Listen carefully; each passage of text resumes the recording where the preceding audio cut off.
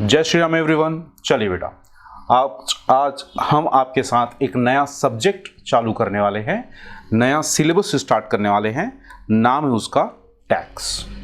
ठीक है जी, धीरे धीरे बातें आगे बढ़ाएंगे बेटा, समझते हैं। सबसे पहले टैक्स का मतलब जानते हैं बेटा।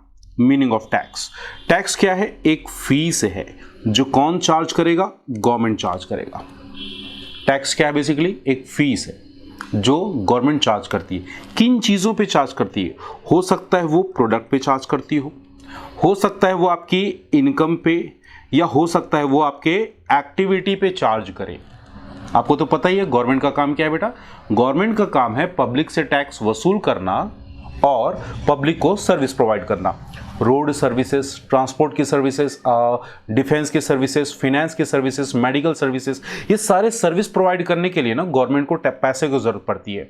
और उनका पैसे का सोर्स क्या है? वो पब्लिक से ही उन सर्विस के बदले थोड़े से पैसे वसूल करती है, जिसको हम बोलते हैं टैक्स। Is that clear? हमारे पास टैक्स दो कैटेगरी का होगा। कितने कैटेगरी का? दो कैटेगरी का। हमने बोला थोड़ी देर पहले कि गवर्नमेंट जो है वो पब्लिक से पैसे फीस चार्ज करेगी। यहां पे गवर्नमेंट का मतलब क्या है बेटा? गवर्नमेंट का मतलब डेफिनेटली आप जो समझ रहे हैं वही है पब्लिक द्वारा इलेक्टेड पर्सन या group of person. Is that clear? Government में यहां सेंट्रल गवर्नमेंट भी आ सकता है, स्टेट गवर्नमेंट भी आ सकता है, या मैं बोलूं दोनों कंबाइनली भी टैक्स चार्ज कर सकते हैं। क्या यहां तक बात समझ में आ गई? आगे चलते हैं। कितने कैटेगरी के होंगे? दो कैटेगरी के होंगे। पहले टैक्स को हम बोलेंगे डायरेक्ट टैक्सेस और दूसरा हम बोलेंगे इनडायरेक्ट टैक्सेस। ये जो डायरेक्ट टैक्सेस है ये आपके सिलेबस का सेपरेट सब्जेक्ट होगा। इनडायरेक्ट टैक्स भी आपके सिलेबस में सेपरेट सब्जेक्ट होगा। तो फिलहाल मैं इस वीडियोस में, ये जो वीडियो की सीरीज जो हम बना रहे हैं, इन वीडियोस में हम केवल डायरेक्ट टैक्सेस की बात करेंगे। इनडायरेक्ट टैक्स अलग सब्जेक्ट है, उसकी बातें अलग से हम कर लेंगे। Is that clear? ठीक है जी। क्या बोला है next point? If tax is levied directly on the income और wealth of the person then it is direct tax.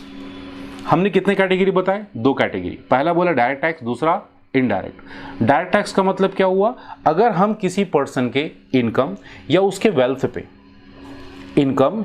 Wealth पे टैक्स इंपोज कर दे तो उसको हम बोलेंगे डायरेक्ट टैक्स। और अगर वेल्थ और इनकम को छोड़ के बाकी चीजों पे टैक्स इंपोज किया जाए तो उसको हम बोलेंगे इनडायरेक्ट टैक्स। अब यहां पे डायरेक्ट और इनडायरेक्ट वर्ड क्यों आया, जरा आगे समझते हैं। हमने बोला टैक्स कितनी कैटेगरी का होगा? डायरेक्ट और इनडायरेक्ट। डायरेक्ट टैक्स को डायरेक्ट टैक्स इसलिए बोला जाता है क्योंकि जो पर्सन है वो टैक्स अपनी खुद की पॉकेट से, ओन पॉकेट से पे करता है। तो इनडायरेक्ट टैक्स में क्या होता है? इनडायरेक्ट टैक्स एक ऐसा टैक्स है बेटा जो आप पे तो करते हो बट किसी दूसरे से वसूल करके। एग्जाम्पल के लिए ऐसे समझो ना, आप रेस्टोरेंट जाते हैं, वहां लंच या डिनर आपने किया। अब लंच या डिनर करने के बाद जो बिल बनता है उस बिल के साथ सामने वाला आपसे जीएसटी भी वसूल करता है। जरा बताइए बिजनेसमैन कौन है? वो रेस्टोरेंट वाला या आप हो? आप तो कंज्यूमर हो। बिजनेसमैन तो वो रेस्टोरेंट वाला है। तो जीएसटी पे करने की लायबिलिटी किसकी होनी चाहिए? उस रेस्टोरेंट ओनर की होनी चाहिए। बट वो जीएसटी कैसे पे करता है? पहले वो पैसे टैक्स जीएसटी आपसे वसूल करेगा, उसके बाद उस पैसे को गवर्नमेंट के अकाउंट में सबमिट करेगा। जरा ईमानदारी से बताइए, क्या उस रेस्टोरेंट के ओनर को कोई भी टैक्स पे करने की लायबिलिटी बन रही है? यहां पे उसको कोई टैक्स पे करने की लायबिलिटी नहीं बन रही। क्यों? क्योंकि जो टैक्स की लायबिलिटी बन रही है वो आपसे पहले वो वसूल कर रहा है, उसके बाद उन पैसों को वो गवर्नमेंट के पास जमा कर रहा है। दैट इज वाई वो टैक्सेस जिनका बर्डन आप दूसरे पे शिफ्ट कर सकते हो, जिन टैक्सेस का बर्डन आप दूसरों पे शिफ्ट कर सकते हो, उसको हम बोलेंगे इनडायरेक्ट टैक्स। मेरी बात समझ में आई? और इनडायरेक्ट टैक्स के लिए इंडिया में सबसे ज्यादा चलन में क्या है बेटा? जीएसटी। ठीक है, इसके लिए हमारे पास सेपरेट सब्जेक्ट है, सेपरेट बुक है, सेपरेट सिलेबस है। उसको अलग वीडियो दूसरे क्लासेस में अपन कवर करेंगे। क्लियर? हमारा मेन मुद्दा होगा यहाँ पे डायरेक्ट टैक्स को कवर करने का। अब कोई पूछे कि आप हमको एग्जाम्पल दे दीजिए भाई साहब कि डायरेक्ट टैक्स कितने कैटेगरी के होते हैं, तो मेरे साथ यहाँ पे एक छोटा सा शॉर्टकट लिखेंगे बेटा। विप्रो, wipro.co.in। क्या लिखा? wipro.co.in। और जब कोई पूछे कि इनडायरेक्ट टैक्सेस कितने कैटेगरी के होते हैं तो आप बोलेंगे एक्सक्यूज मी। ठीक है, दीज आर सम शॉर्टकट्स। अब शॉर्टकट को अपन एक्सपैंड करते हैं और समझते हैं कि ये हमने लिखा क्या है। यहां पे लिखा है वी का मतलब हो गया बेटा वेल्थ टैक्स। कौन सा tax? Wealth tax. What is pro का मतलब हुआ प्रॉपर्टी टैक्स। और प्रो का मतलब हो सकता है प्रोफेशनल टैक्स। और फिर आता है wipro.co का मतलब हुआ कॉर्पोरेट टैक्स। इन का मतलब हुआ फाइनली इनकम टैक्स। क्या मेरी बातें, ये शॉर्टकट आपको समझ में आया? What is direct tax? Example देने हैं तो क्या बोलोगे? wipro.co.in। We wealth tax, professional tax, corporate tax, income tax. ये वो टैक्सेस हैं जिसका बर्डन आप दूसरे पे शिफ्ट नहीं कर सकते। That is why it is called direct tax. अब आते हैं जरा इनडायरेक्ट टैक्स में। हमने क्या लिखा? Excuse me. तो इसको जरा एक्सपैंड करते हैं। EXCU और क्या है बेटा? SEME। ठीक, EX का मतलब क्या हो जाएगा? EX का मतलब होगा एक्साइज ड्यूटी। CU बोले तो कस्टम ड्यूटी। कुछ टैक्सेस आपको याद आ रहे होंगे, आपने पढ़े होंगे कहीं ना कहीं। SE service tax. M market tax. पता है मार्केट टैक्स क्या होता है बेटा? ये पहले होता था, आजकल नहीं होता। पहले ये वैट के नाम से जाना जाता था। वैट मतलब वैल्यू एडेड टैक्स, बरोबर। E फॉर हुआ एंटरटेनमेंट टैक्स। ठीक है जी। तो जल्दी से हम इसका एक ब्रीफिंग ले लेते हैं, उसके बाद हम अपने मेन पॉइंट इनकम टैक्स की बात करेंगे। सबसे पहला होता है बेटा excise duty. What is excise duty? Hindi में इसको हम बोलते हैं उत्पाद शुल्क। किसी चीज को प्रोड्यूस करने की वजह से आपको एज अ प्रोड्यूसर आपको गवर्नमेंट के पास कुछ टैक्सेस जमा करने होते हैं, उसको हम बोलेंगे एक्साइज ड्यूटी। तो एक्साइज ड्यूटी किस पे लगता है? किसी चीज के प्रोडक्शन की एक्टिविटी पे, बरोबर। दूसरा कस्टम ड्यूटी। कस्टम ड्यूटी आप लोगों ने सुना भी होगा। ये दो कैटेगरी के पाए जाते हैं, इंपोर्ट ड्यूटी और दूसरा होगा एक्सपोर्ट ड्यूटी। ठीक है बेटा। बेसिकली ये दोनों टैक्सेस क्या होते हैं, थोड़े से बैकग्राउंड पे समझते हैं बेटा। बेसिकली इसका वर्ड नाम है कस्टम ड्यूटी को तो आप सीधा टैक्स बोल के समझ सकते हो। कस्टम का मतलब होता है रीति रिवाज। अब ये समझ में नहीं आया कि भाई रीति रिवाज पे कैसे टैक्स लग सकता है। मेरे बच्चे पहले क्या होता था, पहले के ज़माने में क्या होता था कि जब भी कोई फॉरेनर जो फॉरेन कंट्री से हमारे इंडिया में एंटर करता था तो वो ना हमारे इंडिया के राजा या उस पर्टिकुलर एरिया का जो भी किंग होता था उसके सामने कुछ न कुछ नजराना पेश करता था। यूं ही उसके एंट्री नहीं दे देते थे। वो आता था अपने साथ कोई न कोई कीमती चीज़, कोई प्रीशियस डायमंड, प्रीशियस स्टोन या कोई भी स्पेशल आइटम लेके आता था जो कि हमारे राजा लोग को काफ़ी अच्छा लगता था। ठीक, उन्होंने उसको एक परमानेंट टैक्स का सिस्टम बना दिया कि भाई जो भी इंडिया में आएगा वो नजराना पेश करेगा in the form of tax. That is why ये जो रीति बनते आया, ये जो रिवाज बनते आया, दैट इज वाई उसका नाम रखा गया कस्टम। और टैक्स के लगा दिए हमने ड्यूटी, तो उसको हमने बोला कस्टम ड्यूटी। अब क्या होगा, इंडिया में कोई भी गुड्स लाया जाएगा या सर्विस लाई जाएगी तो उस पर कौन सी ड्यूटी पे करेंगे? इंपोर्ट ड्यूटी, क्योंकि यहां पे गुड्स या सर्विस क्या हो रहे हैं? इंपोर्ट हो रहे हैं। और जब इंडिया से कोई माल बाहर भेजा या बेचा जाएगा या सर्विसेज बाहर भेजी या बेची जाएंगी तो उस पर लगेंगे क्या? Export duty. Is that clear? तो इस तरह से हमारे इंडिया में कस्टम ड्यूटी लगाया गया। अगला है सर्विस टैक्स, जो कि काफी पुराना टैक्स है बेटा, अभी एप्लीकेबल ज्यादा नहीं है। सर्विस टैक्स, जब आप देखिए बिजनेस हमारे पास दो कैटेगरी के होते हैं। पहला कैटेगरी, हम या तो गुड्स का बिजनेस कर रहे होते हैं, कपड़ा बेच रहे हो गुड्स का बिजनेस है, मशीन बेच रहे हो गुड्स का बिजनेस है। लेकिन कई बिजनेस ऐसे भी होते हैं बेटा जो गुड्स ना बेच के सर्विस प्रोवाइड करते हैं, जैसे कि मोबाइल कंपनी और मोबाइल नेटवर्क कंपनी, डेटा के सर्विसेज, मसाज सर्विसेज, सैलून के सर्विसेज। ऐसे भी तो बिजनेस होते हैं ना जो गुड्स नहीं बेचते, क्या करते हैं, सर्विस प्रोवाइड करते हैं। तो उन पे पहले सर्विस टैक्स लगाया जाता था, जिसको हमने GST, goods and service tax के अंदर कवर अप कर लिया। Is that clear? आगे आता है मार्केट टैक्स। मार्केट टैक्स होता है VAT, value added tax. Market में कोई भी गुड्स जब भी बेचा जाएगा उस पे वैल्यू एडेड टैक्स लगाया जाता था पहले। अब इसको भी हमने क्लब कर लिया कहां पे, जीएसटी में। बात समझ में आ रही है? अगला आता है एंटरटेनमेंट टैक्स। आप लोगों ने देखा होगा कई मूवीज ऐसी आती है ना जिसपे न्यूज़पेपर में आता है कि इस मूवी पे टैक्स हटा दिया गया है, टैक्स फ्री कर दिया गया है। तो वो कौन सा टैक्स फ्री किया गया है? वो टैक्स हटाया गया है एंटरटेनमेंट टैक्स। मतलब जो मूवी थिएटर के ओनर हैं वो लोगों का एंटरटेनमेंट करते हैं, शोज दिखा के, मूवीज दिखा के, और उसके बदले उनको टैक्स देना होता है। Is that clear? और अल्टीमेटली वो टैक्स का पैसा भी आपसे ही वसूला जाता है। दैट इज वाई इन सारी कैटेगरी को हम क्या बोल रहे हैं बेटा, इन सारी कैटेगरी को हम किस में क्लासिफाई कर रहे हैं, इनडायरेक्ट टैक्स में।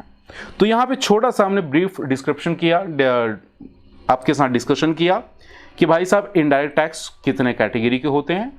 हमारा मेन मुद्दा होगा बेटा डायरेक्ट टैक्स, और डायरेक्ट टैक्स में भी स्पेशली हम पढ़ने वाले हैं किसको, हम पढ़ने वाले हैं डायरेक्ट टैक्स में इनकम टैक्स को।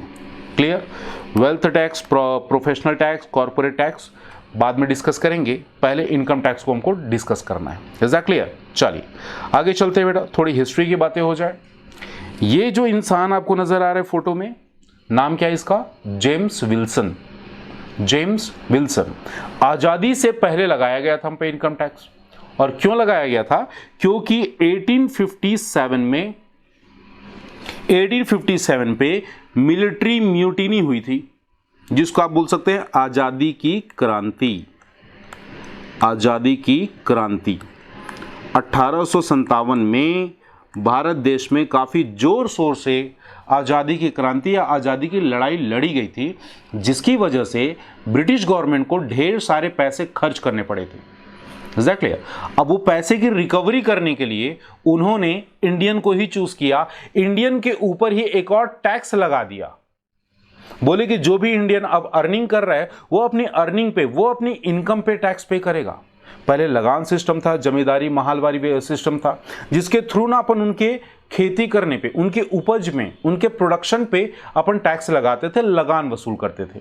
1857 के बाद 1860 में 1860 पे first time income tax launch किया गया, और लॉन्च करने वाला ये इंसान था। नाम क्या था बेटा? James Wilson. Is that clear? आगे चलते हैं।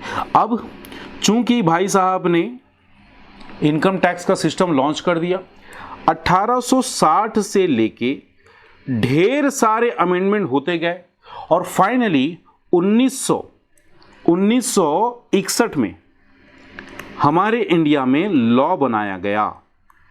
हमारे इंडिया में लॉ बनाया गया 1860 से लेके ना 1961 तक। ये जो टैक्स वसूल किया जाता था अनस्ट्रक्चर्ड वे पे था, कोई पर्टिकुलर लॉ नहीं था। क्लियर? हर area wise, state wise tax के रेट्स अलग अलग होते थे। बट 1961 में इंडियन गवर्नमेंट को, चूंकि हम 1947 पे फ्री हो चुके थे, फ्रीडम पा चुके थे, तो 1961 पे ये टैक्स का सिस्टम हमने कंटिन्यू किया और उसके लिए लॉ बनाया। तो हमने क्या लिखा? And finally income tax act 1961 which comes into force from 1st April 1962 has been amended widely। और उस दिन से हमारे इनकम टैक्स को एक लॉ की नजर, एक लॉ के तौर पे देखा जाने लगा, income tax act. Is that clear? तो भाई साहब शुरुआत कब हुई थी? 1857 में जो लड़ाई हुआ था, उस लड़ाई के लॉस को रिकवर करने के लिए जेम्स विल्सन भाई साहब 1860 में इंडियन के ऊपर टैक्स लगा दिए। इंडियन को ये टैक्स अच्छा लगा, इंडियन को मतलब इंडिया की गवर्नमेंट को ये टैक्स अच्छा लगा।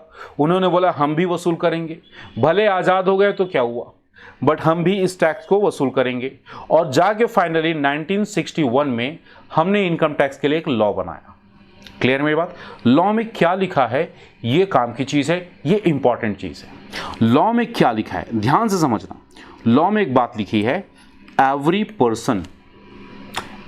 पर्सन हैव टू पे annual tax on his income for the year fixed by finance act. यहां पे कुछ लेटर्स को, यहां पे कुछ वर्ड्स को मैंने बॉक्स में डाल रखे हैं बेटा, और अगर हम इन सारे बॉक्सेस को ठीक ठाक डिस्कस कर लें तो इनकम टैक्स के जो बेसिक कॉन्सेप्ट है हमारे क्लियर हो जाएंगे। चलो स्टार्ट कर ले। सबसे पहला वर्ड लिया हमने पर्सन, और पर्सन का मतलब आप लोग मुझे आसानी से बता सकते हो। पर्सन का मतलब होता है इंसान, बट इनकम टैक्स के हिसाब से पर्सन को डिफाइन किया गया सेक्शन 231 में। 231 सेक्शन नंबर 231 क्या बोलता है? जो जिंदा इंसान है इंडिविजुअल, वो भी पर्सन है। दूसरा, हिंदू अनडिवाइडेड फैमिली, याद है ना कर्ता का कॉन्सेप्ट होता था, को पार्टनर। हाँ, हिंदू अनडिवाइडेड फैमिली को भी हम पर्सन ही मान के चलेंगे। कंपनी तो बेटा पहले भी डेफिनेशन में लिखा हुआ है, it is artificial person. Company का डेफिनेशन भी तो यही था ना, कंपनी इज आर्टिफिशियल पर्सन, तो इसको भी हम पर्सन मानकर चलेंगे। अगला आता है फर्म, जहां पे पार्टनर लोग आपस में मिलकर काम करते हैं, that is also classified as person.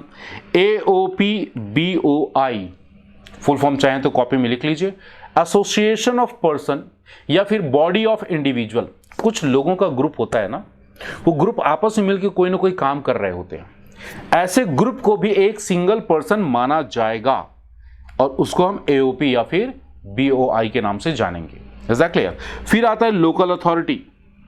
Local authority को भी यहां पे पर्सन माना गया है। लास्ट, अदर आर्टिफिशियल पर्सन, वो भी बाकी कोई भी हो उसको भी हम पर्सन मान के चलेंगे। अदर आर्टिफिशियल में आप एग्जांपल लिख सकते हो, मंदिर को भी इनकम टैक्स में पर्सन माना गया है। और क्यों माना गया है? ताकि मंदिरों पे टैक्स लगाया जा सके। क्योंकि डेफिनेशन क्या है बेटा? डेफिनेशन क्या लिखा है? Every person.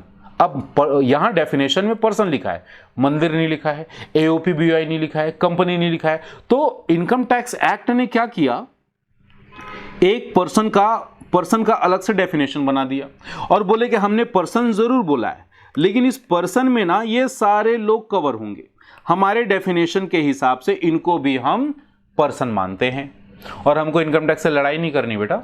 जो डेफिनेशन में लिखा हुआ है उसी को फॉलो करना है, जो उन्होंने अपने नोट्स में लिखे हैं उसको हमको फॉलो करना है। Is that clear? आगे चलते हैं। पर्सन की बातें कर रहे हैं बेटा। पर्सन में एक और पर्सन, या मैं बोलूं पर्सन का एक कैरेक्टरिस्टिक्स क्या होता है? पर्सन को इनकम टैक्स में बोला जाता है SSC।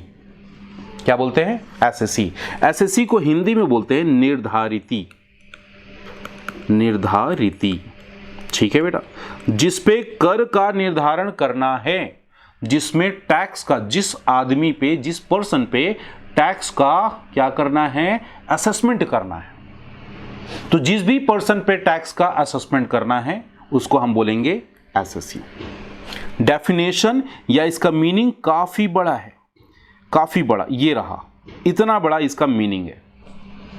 सिंपली शॉर्ट में अगर हम इसको समझें तो हमारे इंडिया में एक है इनकम टैक्स डिपार्टमेंट। इस डिपार्टमेंट से किसी भी व्यक्ति का, किसी भी पर्सन का डायरेक्टली या इनडायरेक्टली किसी भी तरह से कांटेक्ट हो या किसी भी तरह से उस डिपार्टमेंट के साथ उसका रिलेशन हो, सारे पर्सन, सारे व्यक्ति SSC कहलाएंगे। क्या मेरी बात समझ में आ रही है? बोलिए हाँ या ना। चेक करते हैं क्या क्या है बेटा। सबसे पहला SSC किसको बोलेंगे? ध्यान से मेरे साथ। वो इंसान जो टैक्स पे करने वाला है उसको तो SSC मानना ही मानना है। सेकेंडली, जो टैक्स भले ना पे करता हो लेकिन कोई दूसरा अमाउंट पे करने वाला है, जैसे कि इंटरेस्ट या पेनल्टी, या फिर फाइन कहां पे करने वाला है? इनकम टैक्स डिपार्टमेंट में। कोई भी ऐसा इंसान जो टैक्स पे करने वाला है वो एसएससी तो है ही।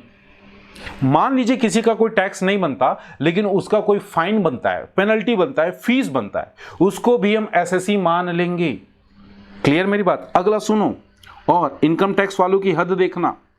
To whom any proceeding has been taken for assessment of income or fringe benefit। बोलता है कोई बात नहीं, आप टैक्स पे करने वाले हो? नहीं। दूसरा, क्या आपके ऊपर फाइन है, पेनल्टी है, फीस है? नहीं, कोई बात नहीं। आप इनकम टैक्स के ऑफिस में आके अपना केस तो लड़ रहे हो ना। अपना केस लड़ रहे हो बोलने का मतलब आप पे असेसमेंट या इनकम टैक्स डिपार्टमेंट में आपकी कोई भी फाइल पेंडिंग तो है ना। उतना होने पे भी हम आपको एसएससी ही मानेंगे। उतना होने के बाद भी हम आपको एसएससी ही मानेंगे, या फिर कोई और आदमी, या फिर कोई और आदमी जिसका खुद का कोई लायबिलिटी नहीं है लेकिन उसको किसी दूसरे पर्सन के लिए एसएससी मान लिया गया है। अब ये बात समझ में नहीं आई होगी। हमने बोला, देखिए आपने टीवी में देखा होगा, वीडियोस देखे होंगे, छोटे छोटे बच्चे ना काफ़ी अच्छा परफॉर्मेंस दे रहे होते हैं डांस का, सिंगिंग का। उनकी अर्निंग कितने में होती होगी? 1000 2000? बिल्कुल नहीं बेटा, लैक्स में, करोड़ में। अब ज़रा बताइए, इनकम टैक्स वाले क्या उन बच्चों को छोड़ देंगे? नहीं छोड़ेंगे। लेकिन वो तो हैं बच्चे, तो भाई साहब उनको तो इनकम टैक्स का कोई नॉलेज है नहीं, they are earning from there skill और टैलेंट। तो अब क्या करेगा इनकम टैक्स वाला? उन बच्चों को ना पकड़ के उनके पेरेंट्स को पकड़ लेगा। बताइए जरा, यहां पे टैक्स किसकी जेब से जाने वाला है? बच्चे के जेब से, क्योंकि जो फीस, जो उनका क्या बोलना चाहिए, रेम्यूनरेशन मिल रहा है, वो बच्चे को मिल रहा है। ठीक, लेकिन बच्चे को नहीं पकड़ सकते because they don't have knowledge. वैसे भी वो तो मेजॉरिटी के एज पे आए ही नहीं है, 18 से कम है, तो उनको तो पकड़ना सही भी नहीं है। तो पकड़ेंगे किसको? उनके पेरेंट्स को। अब बताइए, मान ली उनके पेरेंट्स की इनकम जीरो है, उनके पेरेंट्स की इनकम जीरो है, तो उनको तो इनकम टैक्स नहीं देना है, बट उनके बच्चे को तो देना है ना। तो बच्चे के बिहाफ पे हमने पकड़ लिया किसको? पेरेंट को। अब पेरेंट्स को पकड़ लिया, अब हमने पेरेंट्स को ही बोला आप भी एसएससी हो। आपका बच्चा तो एसएससी है ही, आप भी एसएससी हो। दैट इज वाई यहां पे लिखा गया other person. Clear? Income tax बोलता है कि भाई साहब, अगर आप इनकम अर्न करते हो तो आपको टैक्स देना होगा, और अगर आप लॉस हो जाता है, अगर आपके बिजनेस में लॉस हो जाता है, आपका नुकसान हो जाता है, तो भी आप एसएससी हो, तो भी आप एसएससी हो। क्लियर मेरी बात? और सुनो, अगर कोई अमाउंट ऐसा है जिसको रिफंड करना है, अमाउंट कोई ऐसा है जो रिफंड करना है, क्लियर, तो भी आप एसएससी हो।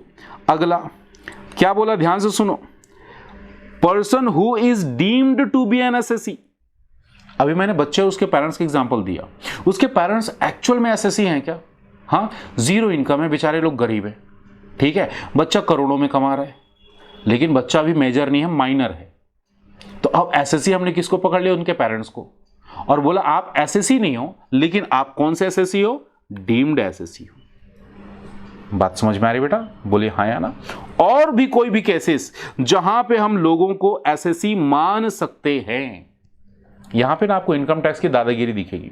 क्या पता चलेगा कि अगर इनकम टैक्स को लगता है कि आप एसएससी हो सकते हो, there is reason to believe, तो इनकम टैक्स वाले आपको एसएससी मान लेंगे और कभी भी अपने ऑफिस बुला के इंक्वायरी कर सकते हैं। बात समझ में आ गई? तो एसएससी का डेफिनेशन ये रहा।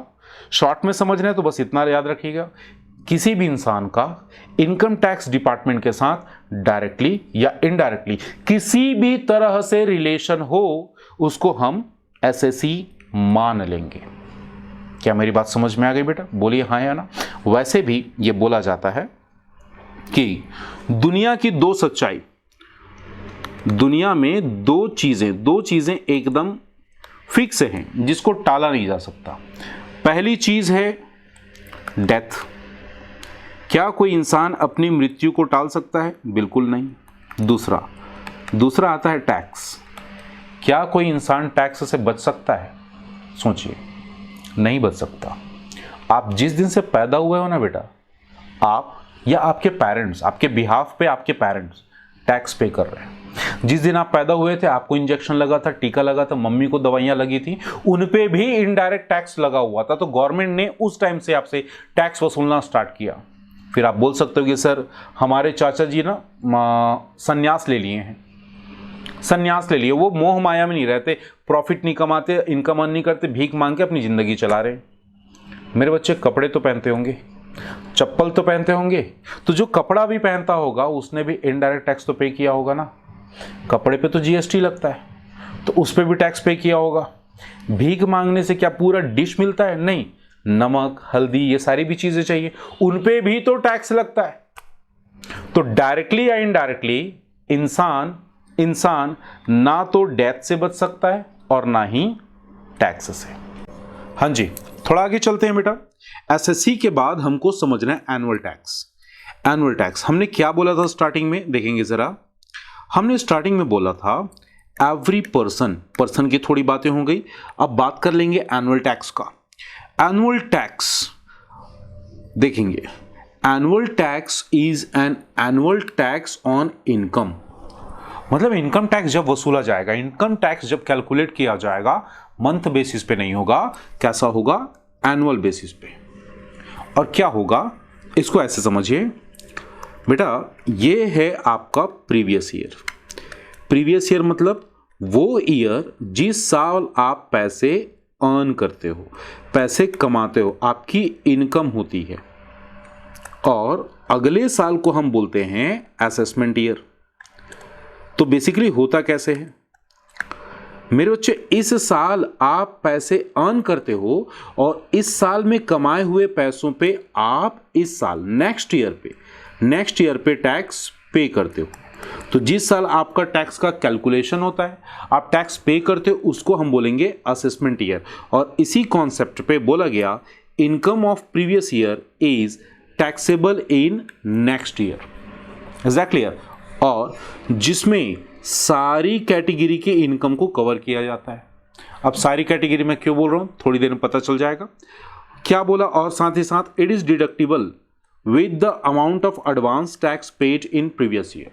हो सकता है कोई इंसान ऐसा करे कि पिछले साल ही ड्यूरिंग द अर्निंग पीरियड ही वो अपना कुछ टैक्स का अमाउंट सबमिट करते रहे, जिसको हम नाम देंगे एडवांस टैक्स का।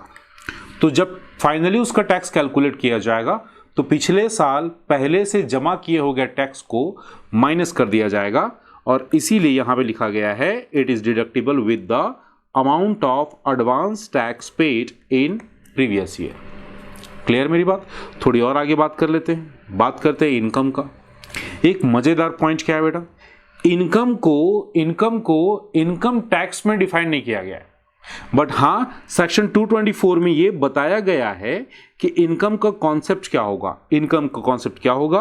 पहला concept, there should be a definite source of income. जो भी इनकम आप कंसीडर करने वाले हो उसका कोई ना कोई एक डेफिनेट सोर्स होना चाहिए। दूसरा, इनकम में भी लीगल और इलीगल। इनकम टैक्स वालों को कोई समझ में नहीं आता कि आपने इनकम लीगल कमाया है या इलीगल कमाया है। देखिए, इलीगल अगर पैसा आप कमाते हो तो आईपीसी के अंदर, इंडियन पिनल कोड के हिसाब से आपको पनिशमेंट तो होगी, लेकिन इनकम टैक्स भी पीछे नहीं रहेगा, वो उस पर भी टैक्स वसूल करेगा, टैक्स भी, फाइन भी। क्लियर? बोले not necessary to be a regular और पीरियोडिकल। जरूरी नहीं है कि आपकी रेगुलर इनकम पे टैक्स लगाया जाए। इसका मतलब आपके कैजुअल इनकम, या मैं बोलूं लॉटरी, हॉर्स रेस, गैम्बलिंग, इन सब से कमाए हुए पैसे पे भी टैक्स लिया जाएगा जिस पे आप रेगुलर इनकम अर्न नहीं करते। नेक्स्ट है, ये आपके आउटसाइड से मिलना चाहिए। अब इसको ऐसे बोल समझ सकते हैं बेटा, मान लीजिए आपके पापा ने आपको 1 लाख रुपए आपके अकाउंट में ट्रांसफर किए, तो वो आपकी इनकम काउंट नहीं होगी, क्योंकि एक तरह से आपके पापा ने जो पैसे आपको ट्रांसफर किए हैं वो बाहर से कमाई गई, बाहर से अर्न की गई इनकम कंसिडर नहीं की जाएगी। क्लियर? इसी के साथ एक और कॉन्सेप्ट आता है इनकम में ही, gross total income. Gross total income किसको बोलेंगे? सैलरी से होने वाली इनकम, हाउस प्रॉपर्टी से होने वाली इनकम। हाउस प्रॉपर्टी से कौन सी इनकम होती है? Rental income. तो जो भी आपकी रेंटल इनकम होगी, वो कोई बिजनेस करता है, कोई बिजनेस से अपनी इनकम अर्न करता है, जिसको हम बोलेंगे पीजीबीपी, प्रॉफिट और gain from business and profession, profit और gain from business and profession. अगला है कैपिटल गेन। कैपिटल गेन कब अराइज होता है मेरे बच्चे? जब आप कोई कैपिटल आइटम या सिंपल सा मैं बोलूं एसेट्स को जब आप सेल करते हो और सेल करने की वजह से जो आपको फायदा हुआ है उसको यहां पे कंसिडर किया जाएगा। और अगला आता है अदर सोर्स। जैसा भी हम बात कर रहे थे कि लॉटरी से होने वाली इनकम, हॉर्स रेस से, इंटरेस्ट, डिविडेंड, रॉयल्टी, ये सारी इनकम को हम अदर सोर्स में फॉल करा देंगे। तो बाकी जो 4 सोर्सेज हैं, बेसिकली 4 सोर्सेज हैं, इन 4 सोर्सेज को छोड़ के कोई और भी आपकी इनकम है तो उसको हम बोलेंगे अदर सोर्स। और ऐसा मिला कि ये 5 सोर्सेज का इनकम जब टोटल कर लिया जाएगा तो उसको हम बोलेंगे ग्रॉस टोटल इनकम। क्या बोलेंगे? Gross total income. इसमें से हमारा इनकम टैक्स कुछ डिडक्शन प्रोवाइड करता है, कुछ डिडक्शन। जैसे अगर आपने इंश्योरेंस करवाया उसके रिगार्डिंग आपको डिडक्शन मिल जाएगा, पेंशन स्कीम में पैसे जमा किए उसका डिडक्शन मिल जाएगा। तो कुछ अमाउंट वो माइनस करने का आपको चांस देता है, तो हम उस डिडक्शन को माइनस करेंगे। माइनस करने के बाद जो वैल्यू आएगी उसको हम बोलेंगे टोटल इनकम। इसके बाद भी थोड़े से और कैलकुलेशन किए जाएंगे, थोड़े और एडजस्टमेंट किए जाएंगे, देन फाइनली आप आ जाओगे टैक्सेबल इनकम पे, जिस टैक्सेबल इनकम पे बेसिकली आपको टैक्स पे करना है। क्लियर? तो gross total income simply 5 head का आपको टोटल कर देना है, 5 सोर्सेस का, जिसमें डिडक्शन माइनस करने हैं। डिडक्शन माइनस करने के बाद आंसर आ जाएगा टोटल इनकम। यहां पे मैंने कुछ देर पहले आपको कैजुअल इनकम के बारे में बोला था। एग्जाम्पल क्या था बेटा? Winning from lottery, crossword, puzzle, horse race, gambling, ये सारे कैजुअल इनकम होते हैं। कैजुअल इनकम को थोड़ा और समझते हैं। Any receipt which is an casual and non recurring nature. कैसा होना चाहिए? Non recurring nature. अब इसको ऐसे समझिए बेटा, आप मान लीजिए कसिनो जाते हैं, कसिनो में आपने गैम्बलिंग करी, कुछ पैसे आप जीत गए, तो वो आपकी कैजुअल इनकम है। लेकिन जो कसिनो को चलाता है, जो कसिनो का ओनर है, उसके लिए वो बिजनेस प्रोफेशन कहलाएगा, क्योंकि वो कसिनो चलाना उसका क्या है? बिजनेस है। आप कभी कभार जाते हो कसिनो, और जाते हो तो जरूरी नहीं है कि वहां से आप जीत के आओ। क्लियर? लेकिन वहां से अगर आपने पैसे अर्न कर लिए तो उसको हम नॉन रिकरिंग बोलेंगे। और जहां इसका मतलब ये भी होता है कि जो इनकम एक्सीडेंटल होनी चाहिए और अनएक्सपेक्टेड होनी चाहिए। मैं अगर कहीं पे जॉब करूं तो वहां से सैलरी मिलना एक्सीडेंटल नहीं है, एक्सपेक्टेड रहेगा। लेकिन अगर मैं कहीं लॉटरी के लिए कुछ एफर्ट लगाऊं तो वहां पे जो इनकम होगी वो एक्सीडेंटल होगी और अनएक्सपेक्टेड होगी। क्लियर बेटा? ऐसे इनकम को भी हमको इनकम टैक्स में एज अ इनकम मान के चलना है। आप छोड़ देना कि वो इनकम लीगल थी या इलीगल थी, एक्सीडेंटल थी कि कैजुअल थी, कोई फर्क नहीं पड़ता। इनकम हुई है, आपको टैक्स देना है। Is that clear? थोड़ा और आगे बात करते हैं बेटा। आते हैं कॉन्सेप्ट ऑफ ईयर पे। वैसे इसकी बात थोड़ी देर पहले हमने कर ली थी। एक होता है असेसमेंट ईयर, दूसरा क्या बोला हमने? Previous year. असेसमेंट ईयर कौन सा ईयर? जिस साल आपका टैक्स कैलकुलेट करके पे किया जाएगा, जिस ईयर में आपको अपना टैक्स कैलकुलेट करना है और पे करना है, तो उसको हम बोलेंगे असेसमेंट ईयर। प्रीवियस ईयर, जिस साल आपको अर्निंग करनी है, जिस साल आपको अर्निंग करनी है उसको हम बोलेंगे प्रीवियस ईयर। या फिर इसको ऐसा ही बोल सकते हो कि जिस साल के इनकम के ऊपर टैक्स लगाया जाएगा वो कहलाएगा हमारा प्रीवियस ईयर। एक बार लैंग्वेज को पढ़ेंगे, कंप्लीट करेंगे। Assessment year means the period of 12 months starting from 1st day of April every year and ends on 31st March of next year. Is that clear? बोलता है in which year the assessee become liable to pay the tax. In which year the assessee become liable to pay the tax. जिस साल basically आपको tax पे करना है। फिर आता है the year in which income is earned called previous year. जिस साल आप पैसे अर्न करने वाले हो। क्लियर? तो हमेशा क्या होगा? आपका ये जो करंट ईयर है ये प्रीवियस ईयर कहलाएगा और अगला साल क्या कहलाएगा? असेसमेंट ईयर कहलाएगा। समझ में आ गई बात? इस साल आप काम कर रहे हो, इस साल आपको अर्निंग करनी है। अगर इसको थोड़े से कॉन्ट्राडिक्टरी लो तो पिछला साल जो जा चुका है, पिछला साल 1 अप्रैल से 31 मार्च तक का जो पिछला साल पीरियड रहा होगा उसको हम प्रीवियस ईयर बोलेंगे। और जहां पे जिस ईयर पे हम खड़े हैं उस ईयर को बोलेंगे असेसमेंट ईयर, क्योंकि इस ईयर में हम पिछले साल कमाए हुए पैसे का टैक्स कैलकुलेट भी करेंगे और पे भी करेंगे। तो ये वाला ईयर हमारा हो जाएगा assessment year. Is that clear?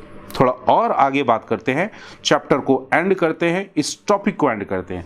अगला आता है बेटा फाइनेंस एक्ट। फाइनेंस एक्ट पढ़ते हैं। The finance act contains necessary amendment in the direct taxes. ठीक, आगे समझते हैं। And indirect taxes signifying the policy decision of union government after president assent the finance bill becomes the finance act. Basically बेटा finance minister जो हमारे India के होते हैं वो क्या करते हैं, एवरी ईयर पार्लियामेंट में फाइनेंस बिल पेश करते हैं। फाइनेंस बिल में क्या रहता है, पूरे साल भर जो भी खर्च होने वाले हैं, जो भी खर्च हो चुके हैं, सबका लेखा जोखा होता है। और उसी के दौरान वो एक बात और बताते हैं कि हमारे कंट्री में टैक्स कितना वसूलना है। और फाइनेंस एक्ट ही हमको टैक्स के स्लैब बताते हैं। टैक्स क्या बताते हैं बेटा, स्लैब, कि कितने रेट पे हमको इस बार इनकम टैक्स रिकवरी करनी है। Is that clear? आगे देखेंगे, the finance bill mention the rate of income tax and other taxes which are given in first schedule attach to finance bill. जो भी फाइनेंस बिल पेश करने वाले हैं मिस्टर फाइनेंस मिनिस्टर के थ्रू, वहां पे फर्स्ट शेड्यूल में रेट बताया जाएगा कि कितने रेट पे अपने को टैक्स रिकवर करने हैं। इसके फर्स्ट शेड्यूल में क्या होगा, part A, part B, part C. Part A gives the rate of income tax for various assessees. Next है part B gives the rate of deduction of tax at source, TDS का rate बताया जाएगा। Part C में it gives the rate for calculating income tax for deducting tax from income chargeable under the head salary. तो part C में salary की बात की जाएगी, पार्ट ए में टैक्स रेट बताया जाएगा और पार्ट बी में टीडीएस कितना काटना चाहिए, टीडीएस का रेट क्या होना चाहिए, ये डिस्कस किया जाएगा। क्लियर हो गई मेरी बात? थोड़ी थोड़ी बातें हमने इनकम टैक्स की आपके साथ इस टॉपिक में की। चलिए आप लोग को क्या करना है, जस्ट नोट डाउन करना है बेटा, और अपने नोट्स साथ ही साथ प्रिपेयर करने हैं। मिलते हैं आपसे अगली वीडियो में। Till then keep smiling, keep studying.